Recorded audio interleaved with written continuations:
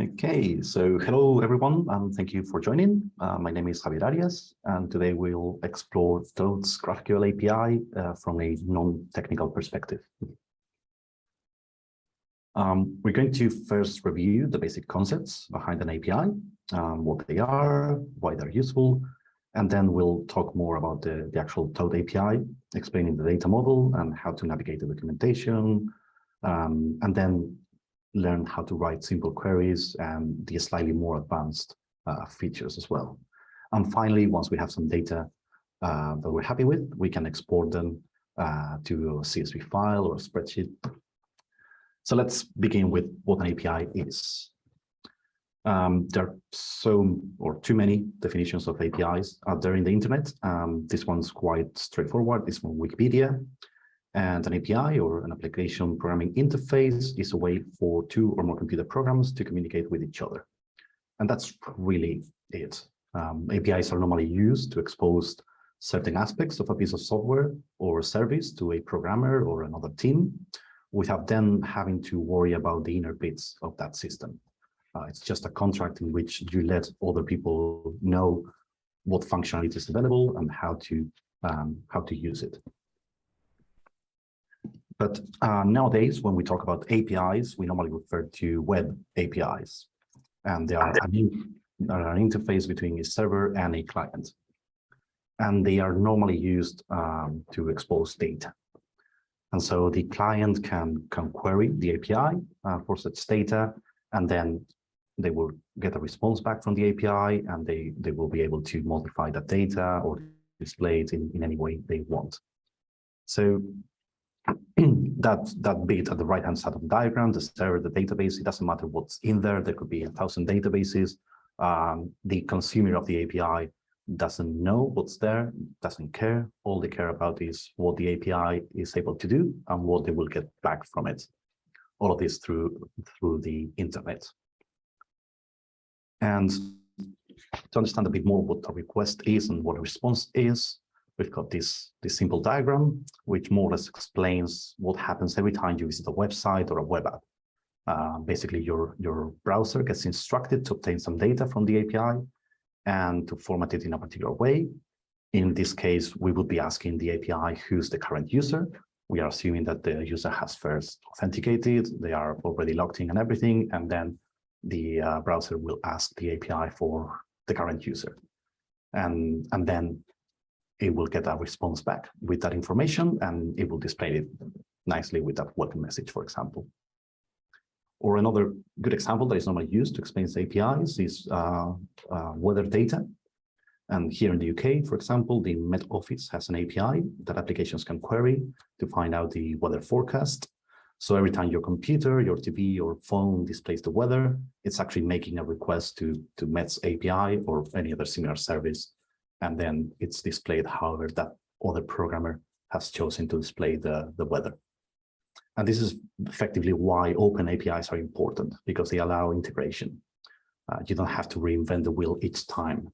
You rely on existing services with existing data, and it allows the programmer of that application to simply develop on top of that data in however way they want.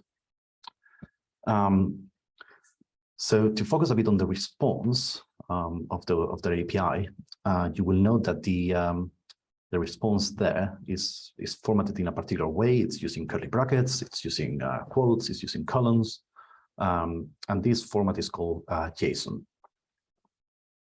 And JSON is pretty much the most common data format used in APIs. It's just a format. It doesn't actually dictate how to structure the data. It simply tells you how to store it, how to organize it, but it gives you complete freedom over the data model. It is actually very similar to XML. XML is another format that is also widely used. It's what Onyx uses to structure data. But at least in my opinion, data stored in JSON is much more readable, and it is also much more compact, which means faster transfers and less storage. So in the example, the two examples there have the exact same data formatted in the same way, but the JSON example has 62 characters compared to the 95 characters of the XML. So it's a lot more a lot smaller. That is not to say that XML is useless. It actually makes perfect sense to use XML for all the things, like formatting documents, when you are not just storing data, but giving it a purpose, giving it some format. But if you want to transfer or inspect raw data or store it, JSON is normally much more effective. And this is why the majority of APIs you find use JSON, unless, of course, you work in publishing. So as you would have guessed, we're going to focus on JSON because that's what the Thoth API returns. And just to explain briefly the structure of a JSON document, it's quite simple. JSON understands objects and arrays of objects, and then objects can have attributes, which in turn have a value. And the syntax is very important. So in this example here, those square brackets signify an array, which is effectively a list. And then the curly brackets note an object. So in this case, this is a list of objects which have an attribute, just one, in this case, title, and then that attribute has a value for each of the objects. So to read that full document, in the first line, the curly bracket, that would be an object, which has one single attribute called books, which its value is an array of objects that have the attribute title. So now that we've seen what an API is and how to interact, and that you interact with it by making requests and receiving responses, and that in our case, we will get the data back in JSON format, we're going to have a look at a request. And this is where GraphQL comes in. Let's say traditional APIs, what are called REST APIs, like the one in the example of the current user, are very rigid. They are defined by the programmer, and what you query is what you get. That's it. You request the data, and you get a dump containing all that data with all their attributes. So if an API, for example, allowed you to query books, and you use the query all books, you will get all the books with all their attributes as they have been defined by that API. But GraphQL is different because it allows the API consumer to specify what data they want back. So it avoids retrieving unnecessary data.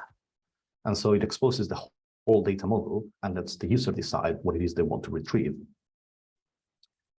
So to obtain the data from the previous example, this is what a GraphQL query would look like.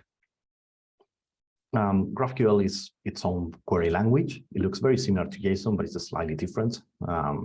It has the same concept of objects and attributes, but the syntax changes slightly, and you don't need to use quotes or stuff like that. So it's easier to write, actually. So in this case, the reason why we are retrieving an object with the attribute title is because that's what we have specified. Had we included another attribute, which of course needs to be exposed by the API, we would have received it too. So if we include the publication date, then the response will also include the publication date. So now that we've seen the basics, let's jump into Thoth API. We're going to use this interface exposing that URL there. It's called GraphQL, and that's the difference between GraphQL and GraphQL. Note the I is that this is just an interface for the API. You can use anything else as well. So let's visit that.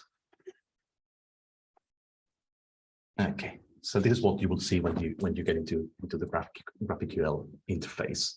Let's get rid of all of this because we will need it. Actually, it will look like this the first time you visit it. But this is very handy. It's the documentation here on the right-hand side that you can expand. And so it splits the screen into 3 sections. The first one is where you write your queries. The second one is where you get your results back. And here's the documentation. You will see that the top of the schema of the documentation has queries and has mutations. Queries are to retrieve data, and mutations are to modify it. So we're only going to focus on querying. So if you click on those, you will see the full list of available queries, and we have quite a lot. But for these purposes, we're going to mainly focus on a couple, which are the most important. And to see the schema, you can interact with these hyperlinks, and we're going to explore what a work is. And a work in Thoth, if you have been using the interface, the graphical interface of Thoth, you will see that the work is the main object. That's the most basic object we have, and that's where we stored, as it says here, anything that has been written and can be published. So to understand what this is saying, it tells us that the type work, the object work, can have these many attributes or fields, like it's called here, and these are displayed in blue. And in yellow, we have the type of those attributes. So an attribute could be of the type string, which is just a piece of text. It could be an integer, which is just a number, or it could be something slightly more complex, like a DOI, which is constrained to a particular format, and so on. And you can see, for example, here, the work type. So we go back to the query root. We're going to use this query called works. And to use the query, we need to always start with an empty object and then list our queries there. So we can use works. And we know that this query returns something of the type work. So in order to retrieve data, we need to specify what it is we want to retrieve. So we can say we want the title. And then we can execute it by either clicking this button here, which if I hover, it will tell you that there is a shortcut, which is Control-Enter or Command-Enter if you have a Mac. And obviously, because works queries everything that is considered a work in Thoth, you will see things like titles starting with a number, which is a bit suspicious. So if we actually query for the work type in there, you will also see that most of those are actually chapters. So that's why for your use cases, you will normally want to use the books query instead, which is a subset of that query. Of the works. It also returns something of the type work, but is limited to include anything that is not a chapter or a book set. So if we just replace that same query with books instead of works and we execute it, we will see that now we don't have any chapters listed there. And you can actually interact with the documentation either from the right-hand side, or you can control-click on what's written here, and that will take you to that documentation page for that particular query. And that's more or less how to navigate the documentation. But of course, the best way to practice is through browse it through making examples and making your own queries so that you can understand what it is you want to obtain from your queries. So here, it's basically for the books query, you can add any attribute you want. We could add, we already know the work type will be something of a book, could be a monograph rated book or so on. So we're going to remove it. If we click on the title, it will tell us that that's the main title of the work, excluding the subtitle.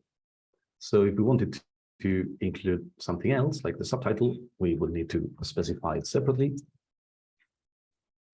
And then there will be some books that don't have a subtitle, in which case the value will be null, which is effectively that it's not set, it's not defined for that particular book. And that's why it's not in quotes, because it's not a piece of text, it's just a special keyword that tells you that there isn't data for that attribute. Because of course, by specifying anything on the query, you know that the result will always include the attribute that you have specified, but that doesn't mean that it has data. And then in Thoth, we have, apart from title and subtitle, we have another field called full title, which is the concatenation of title and subtitle. So we could replace these two by that, depending on what it is you want to obtain from your query. And all of these fields at the top, we haven't scrolled much. They are simple types. You will see the attribute and we'll see the value next to it. But of course, we have other types of objects in Thoth. For example, contributors. And if you have been using the graphical interface, you'll know that in order to link a contributor to a work, you need to create a contribution. and that's what it's linked to the work. So we have all these relationships to other objects available as well as attributes, but they're slightly more complex in that they are their own objects. So if we just write contributions there, the editor is going to complain because it tells us that you need to specify the subfields, you need to specify the attributes you want retrieved from this object. So we are going to start nesting these objects here. And again, if you just want to understand what fields are available, all you need to do is go to the contribution, and then you will see the list of fields listed for available for that contribution. And as you know, the contributor has a first name, a last name, and full name. But at the time of the contribution, we sort of create this snapshot, which duplicates the name, but it can also be different. So to get the full name of that associated with the contribution, you could specify there. And then by executing the query, you will find that this attribute contributions is a list of objects with the attribute full name, which is what we have specified in there. And you could also include the contribution type. And then you will have that it's an author, it's a translator, editor, or so on, everything listed at the contribution level. But then, of course, contributions are also linked to institutions through affiliations. So if you want to know what institution a contribution belongs to, then you will need to query the affiliations at that level. And again, this is another object, so you will need to find out what that object is and what are their attributes. And most of them have to do with the position ordinal, well, the position of that person in that institution, or the order in which you want to list those affiliations. So if you want to find out the name of the institution, that will need to be under institution, which again is another object. So you will need to go deeper and find the institution of that affiliation, and that's where you will be able to retrieve the institution name or the ROR ID or the country code, for example. And if we execute that, then for this single book with this very old title, we have a list of contributions. In this case, there's only one. Sorry, there are 3 contributions. 2 of those are translators, and one of them is an author. You will find the name of the person, the contribution type, which is author, and the list of affiliations that contribution has with the institution in there. And in this case, it's the University of Bern with this ROR ID and the country code for Czechia. And similarly, you have many more relationships available to work. You can list the languages or the publications. And again, if you have used the Thoth graphical interface, you will know that this is where you add the ISBNs. So if we wanted to include the ISBNs of this book here, we could, oops, not at this level, one level above, you could add the publications. You can go into publication to find out what's available, and we'll see that the ISBN is there. There's also a publication type. So we can list both publication type and ISBN. And by executing that, we will have, again, a new field under this book, which is publications, which is a list of objects, each of them containing the publication type and the ISBN. But obviously, I know this is a lot to absorb. GraphQL has the benefit of the flexibility it offers, but it also means that you need to know what to ask for. And so you do need to explore the documentation a bit in order to understand what it is how the data you want to retrieve is actually stored. And also, if we instead of adding, for example, the contributions, we listed contributions, or the publications, we listed the publisher, which is stored under imprint, publisher name. In here, the results will include pretty much everything that we have in Thoth. So the first book is by Punctum, the second one Bison. If we scroll down a bit, I'm sure you'll find some OBP titles. So for your own, excuse me, for your own use case, you will probably want to query just your own data. And the way to do that is through filters and arguments in the queries that you write, which we have actually seen, but we haven't stopped to look at them. So if you look at the books query, we know that it's called books and that it returns a list of the type work, but we have overlooked everything that goes in there.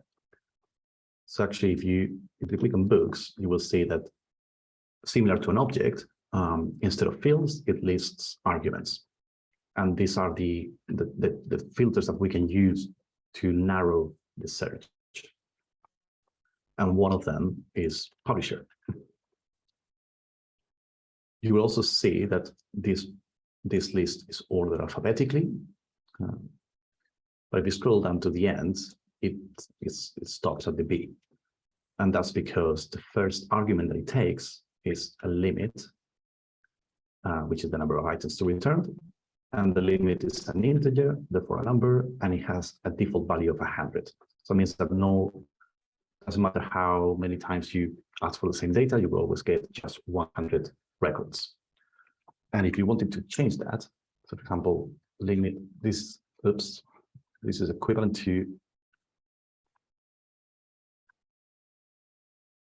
this. This is exactly the same query because that's the default value. And if we just wanted one record instead of 100, you could specify so. If you wanted more than 100, then you could also specify so. And then it will take slightly more time, but then you will see books up to the set or non-Latin characters. And the same we can do for listing only books related to one particular publisher. So how do we find the publisher ID that it asks for? So we've been told that the argument publishers requires a publisher ID. So to do so, to find that out, we just need to find the right query for that, which will be publishers. And we're told that the publisher's query returns a publisher object. And one of those attributes is ID. So if we just query the publisher ID, we will get only that. So for this to be useful, we will also need to query the publisher name. And that way you will see the ID associated with your publisher. We're going to use OBPs for our examples. So now if we go back to the books query, we can start again by filtering. I'm going to say to only include this ID of publishers. And then if we run the same query as before, with imprint and publisher name, we will now see that all the books listed are actually from OBP, which is the ID that we have specified here. So we can get rid of this because now we know that all the titles are actually from OBP, and we can start getting a bit more data. There are other arguments that are quite useful. For example, if we included the title and the publication date, we'll see that the first record doesn't have a publication date. So this is most likely because the book hasn't been published yet. And the way to signal that in Thoth is through the work status. So if we include the work status in our query, we will see that it is indeed forthcoming. And you may not want all your books returned in the query. Maybe you want your published books, or maybe you want to query the forthcoming books. In this case, let's say that we only want the empty books, the already published ones. Then we have this argument called work status, where we can actually filter that same query by a particular status. So we can do work status, active. If you click on the type of work status, it will tell you all the available values, which are the same ones that you see when you add a new book or when you edit a book through the interface.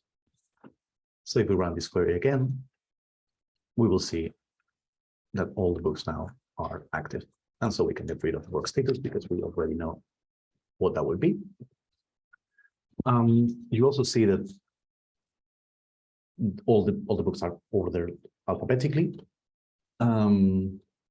We can change the order of the results using the order argument, which is of type work order by. So if we click on that, it'll tell us that this is an object with two fields. One of them is field and the other one direction. So we could add it to the list of arguments by doing order. And this is an object. One of the attributes is field. And we can check what fields are available by clicking there. And this will be basically all the attributes of work, but expressed slightly different. So let's say we want to order our results by publication date. We can specify in there. And then we also need to specify the direction. And direction just has two values. It can be a standing or descending. So we can say descending, for example. And if we execute the query again, we will see that we are now just receiving the most recent titles. And again, up to 100, which is the default limit. If we just wanted the latest 10 titles, we could specify so, and then we will have this smaller list.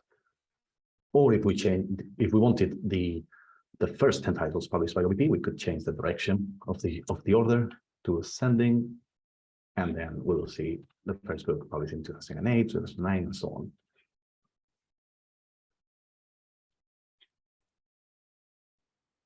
So now let's see how we can do a more complex query that includes much more useful data.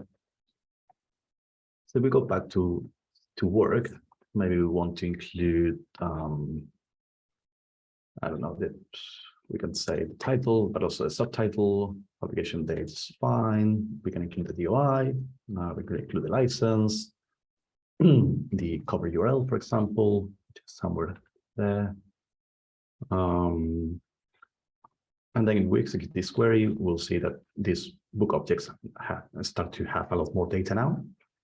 And then, like we did before, if we added the contributions with the contribution type and full name, maybe for your purposes, you don't want to have all the contributions together, and you just want to have the authors. Then you will see that these attributes can also be sorted and filtered. So the contributions, actually, you can filter by contribution type. So we cannot add those arguments there and say that contributions, we're going to say we only want the contribution type author. Like that. And if we execute that, then we will only see the authors there. And of course, some are edited books, some they may not have an author. So perhaps we want to list them separate and say we only want the authors or editors. And this should return the two attributes separate. Am I missing? Yes. Now, of course, this is complaining. We are trying to retrieve two fields with the same name together, and that's simply not possible because that will just be one field. And the error suggests that we can use aliases to solve this problem. And an alias is simply another of the flexibilities of GraphQL, the fact that we are telling the API what data we want, but you can also change the format in which that data is returned.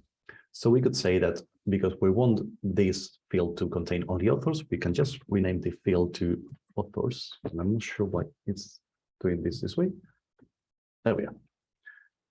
And like that, we will create an alias to this attribute. So if we execute that, that field will now be called authors. And we can do the same with the one below. We're going to call it editors. And now we're going to have the data with authors and editors as fields in there.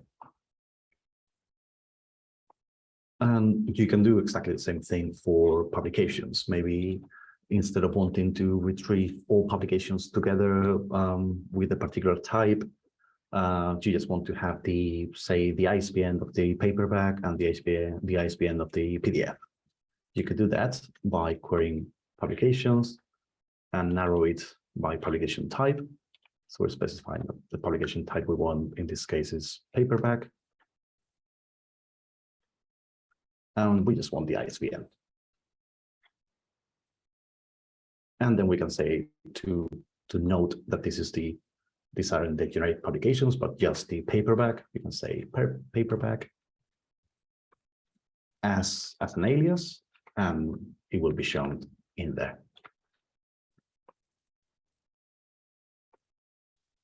So for all those relationships where we store multiple objects in the same place, you can do this to structure your data slightly better, depending on the purpose of you want to use the data.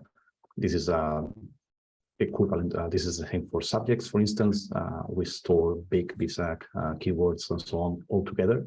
So maybe when you want to retrieve the data, you just want to filter on a particular type, and you want to distinguish it. Like you could say, if we go back to the subjects, maybe you wanted to query just the keywords. So you could add subjects and filter by subject type, keyword, and then maybe because at OPP we have quite a lot of keywords, maybe we just want the 3. So that same limit that you can add to the top query, it's also available here. So you could do the same and then add the subject code. And therefore we will see subjects with only 3 objects with the attribute subject code. And we can rename this to be a bit more reflective. And we can say these are keywords, and it will be updated here.